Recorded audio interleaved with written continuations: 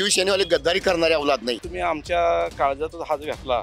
फार मोठी गद्दारीची चर्चा आहे शिवसेनेचं खच्चीकरण करायला बघितलं आणि यातून जनतेचा काय फायदा झाला पक्षाचा विचार बाजूला गेला. शिवसेनेचं अस्तित्व आम्हाला टिकवायलाच पाहिजे की उद्धव ठाकरे आम्हाला सोडून गेले की माझ्या उद्धवला सांभाळा, माझ्या आदित्यला सांभाळा. त्यांचं तुम्हाला चिन्ह पाहिजे, त्यांचा पक्ष पाहिजे. भाजप जे आता म्हणताय, भाजप कशात होतं? शिवसेनेत फूट ही भाजपच्या आशीर्वादानं आणि एका पदासाठी तुम्ही अर्ध ठरलं होतं मुख्यमंत्री करायचं. योग्य सन्मान शिवसेनेला की दिला असता 40 वाल्याला मुख्यमंत्री करताय. ती शिवसेना बाळासाहेबांची चोरून घेतली.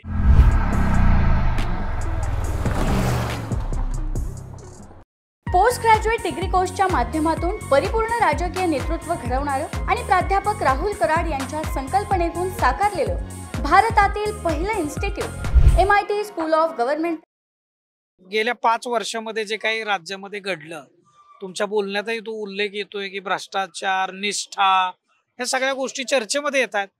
काय वाटतं मागच्या 5 वर्षात जे महाराष्ट्राने राजकारण बघितलं, महाराष्ट्राचा एकूण इतिहास जर बघितला आपण, ह्याचं कुठंतरी मतदारांमध्ये काही चर्चा त्यांच्यामध्ये काय वाटतं की नाही, म्हणजे ह्याच्या संदर्भात? फार चांगला प्रश्न विचारला साहेब. या ठिकाणी जर बघायला गेलं तर संपूर्ण जनतेतनं संपूर्ण महाराष्ट्रात या फार मोठी गद्दारीची चर्चा आहे. गद्दारी का केली आणि कशासाठी आणि यातून जनतेचा काय फायदा झाला? आम्ही तुम्हाला बटन दाबून त्या ठिकाणी विजय करण्याचं काम केलं, परंतु मतदारांनी ज्या पद्धतीनं मतं दिली तुम्हाला आणि ती निवडून आल्यानंतर तुम्ही कोणाला विचारला का गुवाहाटी आणि का तुम्ही याला पळून गेला? हा सर्वसामान्यांचा आमचा प्रश्न आहे साहेब. त्या ठिकाणी सर्वसामान्य म्हणजे गद्दारी आता दोन्हीकडून पण हा आरोप होतो. म्हणजे भाजपवाले म्हणतात उद्धव ठाकरे आम्हाला सोडून गेले, आम्हाला एकत्रित बहुमताचा जो काही जनमत आहे ते लोकांनी दिलं होतं, ते सोडून गेले. तर त्यावेळेस एकत्र आपण मतं मागितली होती. नंतर आता शिवसेना उभाटा गटाकडून सांगितलं जातं की शिवसेनेत फूट ही भाजपच्या आशीर्वादानं पडली, राष्ट्रवादीत पडली आणि ते फुटून गेले.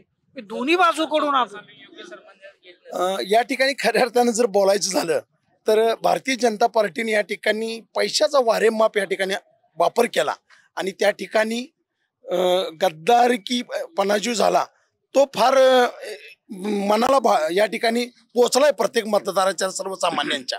काय वाटतं? हे घ्या, ज्यावेळेस 2014ला 19ला असतील, भाजप जे आता म्हणताय, भाजप कशात होतं? तळात ना गाळात आणलं शिवसेनेनं. मोठा भाऊ आम्ही इथं आणि आमचे जर आमदार कोल्हापूर जिल्ह्यात 5-6 आमदार पाडत असताना का तर तुम्हाला मुख्यमंत्री व्हायचं म्हणून, मग आम्ही पण काय तर चुका करणार घेऊ.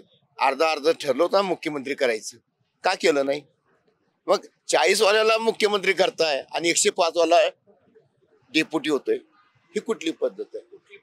तुम्ही काहीतरी म्हणत होता याच्यावर. जर 2014 साली योग्य सन्मान शिवसेनेला की दिला असता आणि 2019ला 2.5 वर्ष मुख्यमंत्री दिला असतं तर गेले नसतं उभाटा, उद्धव ठाकरे गेले नसते. कारण 2014 पर्यंत सत्तेवर येऊपर्यंत तुम्हाला शिवसेनेची गरज होती, पण कुठंतरी तुम्हाला वाटायला लागलं की आपली जास्त ताकद वाढते, तर तुम्ही शिवसेनेचं खच्चीकरण करायला बघितलं 2014 नंतर. त्याच्यामुळे ह्या सगळ्या गोष्टी पुढे गेल्या. आपण ह्या सगळ्या आमचं शिवसेनेचं अस्तित्व आम्हाला टिकवायलाच पाहिजे की शेवटी. शिवसेनेचं अस्तित्व आताच्या तर पूर्ण उद्धव गटाचं या जिल्ह्यात एकच आमदारकीचं तिकीट राहिलं. म्हणजे सत्ता हळूहळू त्याचं नुकसानच झालं ना, त्या गटाचं नुकसानच झालं. कोल्हापूर जिल्ह्यात एक काळ शिवसेनेचा एकदम सुवर्ण काळ म्हणजे उद्धव साहेब गटांचा. आम्ही पण अगदी जुने शिवसैनिकच, परंतु त्यांनी जे काय आता जे केलं राजकारण ते पाक खच्चीकरण झालं पक्षाचं. या जिल्ह्यात तर अजिबातच काय राहिलेलं नाही. ही गोष्ट खरी. आता जी काँग्रेसनं जे म्हणजे चालू आहे, पण आम्हाला काय नाही इलाज म्हणून महाविकास आघाडी म्हणून आम्हाला युती धर्म पाळायचा. आम्ही शिवसेनेवाले गद्दारी करणारे अवलाद नाही. शिवसेनेवाले प्रामाणिक राहिले. 38 वर्ष आम्ही शिवसेनेचं काम करतोय, गद्दारी कधी केली नाही.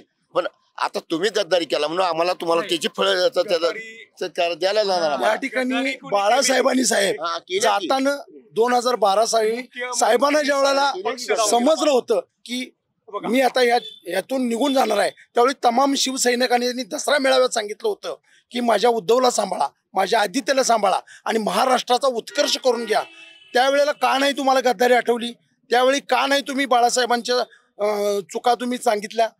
ह्या गोष्टीच्या प्रामुख्याने सामान्य शिवसैनिक म्हणून आम्हाला फार मोठे व्यथायचं आहे.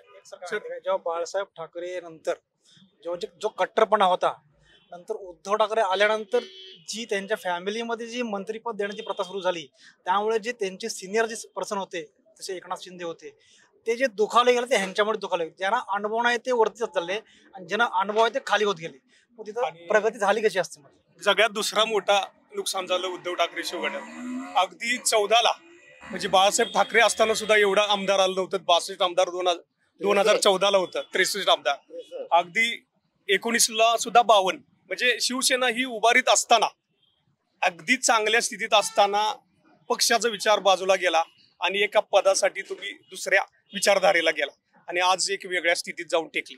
गट फुटला, 2 गट झाले, जी गुवाहाटीला पळून गेले. आपला मगाशी विषय होता फक्त आमदार कसा असावा, परंतु आता ज्यावेळा तुम्ही आमच्या काळजातच हात घातला त्याबद्दल आम्ही बोलू इच्छितो की बाळासाहेबांची शिवसेना जी पळून गेले 40 लोक, ती शिवसेना बाळासाहेबांची चोरून घेतली, बाळासाहेबांचं चिन्ह चोरून घेतलं.